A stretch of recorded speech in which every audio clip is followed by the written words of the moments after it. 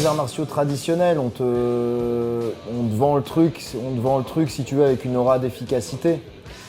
Et quand on te le vend, on te dit voilà, nous on contrôle les coups parce que nos coups ils sont trop efficaces. Et quand tu vois la réalité du combat et que tu as un mec qui rentrait, qui allait attraper les jambes, je voyais bien que le mec, la plupart du temps, il n'avait pas le temps de mettre un coup, et que quand il en mettait un, ça ne suffisait pas pour l'arrêter. Je voyais bien qu'on tuait personne avec un seul coup.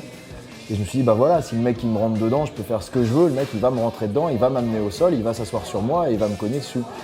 Et c'est le réalisme de ce sport qui m'a plu parce que ce que je voulais, moi, c'était être vraiment efficace avec ce que je faisais. On travaille libre, boxe, pied-point, lutte, sol, d'accord? Pareil que l'autre, on travaille en papillon, on se relève. Ma grand-mère voulait que je fasse du tennis et du ping-pong et j'aimais bien ça, mais ça me passionnait pas, quoi, si tu veux. Lee Asdell, qui était le plus gros promoteur anglais à l'époque. En fait, c'est la seule grosse organisation anglaise à l'époque. On est allé en Angleterre, j'avais les vidéos de mes combats à l'Hybride Pancrace et je suis allé me proposer. Donc il m'a fait tourner avec ses élèves à la salle et il a accepté de me proposer un combat. Donc je pensais que c'était simplement un combat sans titre en jeu. Et puis il m'a proposé, écoute, on a un désistement, il y a la ceinture du European Vale-Tudo, champion d'Europe de Vale-Tudo en jeu. Est-ce que ça te dit? Donc j'ai accepté. C'était contre Gérard Coville. Donc voilà, comme moi, hein, le sport, c'était les débuts pour lui, puisque le sport n'existait pas avant, mais il était champion d'Angleterre de boxe thaï en pro, il a été ceinture noire de judo aussi. Puis voilà, j'ai remporté mon combat. En fait, j'étais techniquement... Il y avait quelques techniques que je maîtrisais bien, mais mon bagage technique était encore assez faible à l'époque. Je savais qu'il boxerait probablement mieux que moi. Mon but était moi, je commençais déjà à être très à l'aise au sol, donc mon but était de l'amener au sol. J'avais commencé à bosser pas mal en lutte, même si j'avais pas le niveau, j'avais pas encore un niveau extraordinaire en lutte, mais suffisamment sur certaines bonnes amenées. Donc le but était de préparer mon entrée avec quelques frappes, mais d'imposer la lutte et le sol le plus vite possible. C'est ce que j'ai réussi à faire. En fait, j'ai échangé un ou deux coups avec lui, je suis parti au clinch très vite. Il essayait de repousser pour placer ses coups de genoux. J'ai réussi à le ceinturer, à l'arracher, à l'amener au sol. Et de là, à travailler en grand end pound jusqu'à prendre une montée et le contraindre à se retourner avec les frappes et terminer en étranglement arrière. Là, on est dans le vrai combat. Là, la pression est beaucoup plus importante. Et je me rappelle d'un phénomène marquant, c'est que quand j'ai pris la montée, que j'ai commencé à travailler en grand end pound, à un moment j'ai senti qu'il avait pris un petit peu cher et qu'il n'était pas bien. Et c'est là que tu as une montée d'adrénaline, tu dis là c'est le moment, et c'est là que j'ai verrouillé l'étranglement.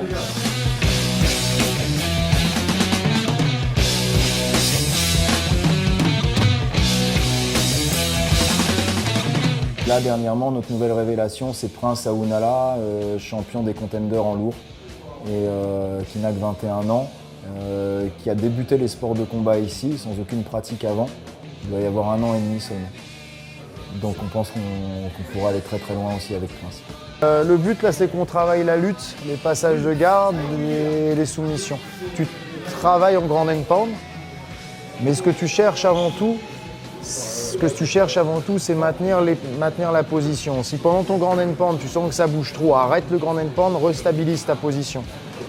Travaille en grand end pound, si tu as une ouverture, on reste sur un jeu simple, on sait qu'on est bien par exemple avec la Kimura. Dès que tu peux tenter ta Kimura, tente. Si tu commences à t'échapper, tu récupères d'abord la position, ensuite grand end pound et ensuite éventuellement la soumission. D'accord ? Tu vois tout de suite qu'effectivement, il y avait une bonne tonicité musculaire. Il n'est absolument pas sensible à la pression. C'est-à-dire que tu le mets sur un gros événement, en fait, il est content. Mais il ne va pas avoir d'appréhension particulière. Enroule, très bien.